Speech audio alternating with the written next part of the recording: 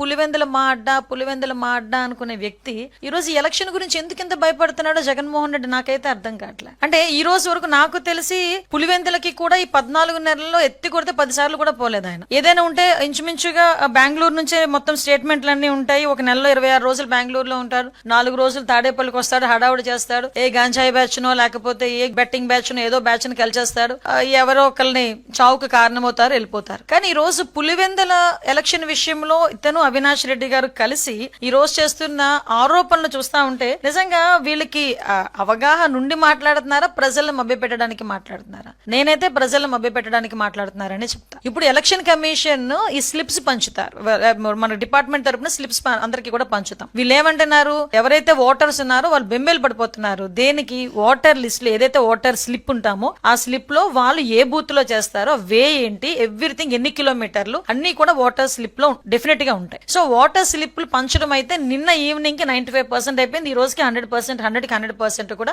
Voter slips distribution అనేది కూడా జరిగిపోయింది. సో ఇందులోని ఎవరు కూడా వాళ్ళని మభ్య పెట్టడానికో ఏదీ లేదు. వీళ్ళు ఏమనుకుంటారంటే, నేను చాలా సందర్భాల్లో చెప్తా ఉంటా, పచ్చకామెరలోడికి లోకమంతా పచ్చగానే కనిపిస్తుంది. వీళ్ళకి దొంగ ఓట్లను తీసుకొని వచ్చేది, లేకపోతే ఓటర్లను మభ్య పెట్టేది, భయపెట్టేది.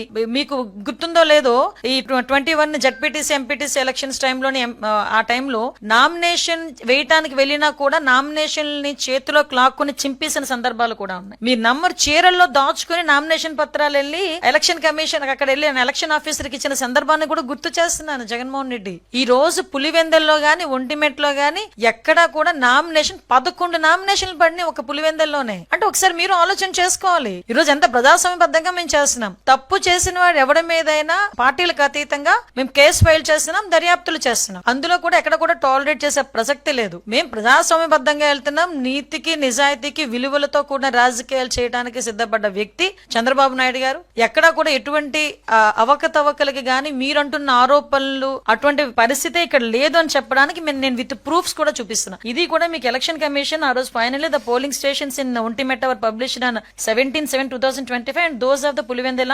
19/7/25. సో మనకి ఎక్కడా కూడా ఈ అబ్జెక్షన్స్ రైజ్ కూడా కాలేదు. సో పోలింగ్ బూతులు as per election commission guidelines polling బూతులు కూడా మార్చడం జరిగింది. అది కూడా ఎలక్షన్ కమిషన్ గైడ్ లైన్స్ ప్రకారం ఎలక్షన్ కమిషన్ మార్చమంటే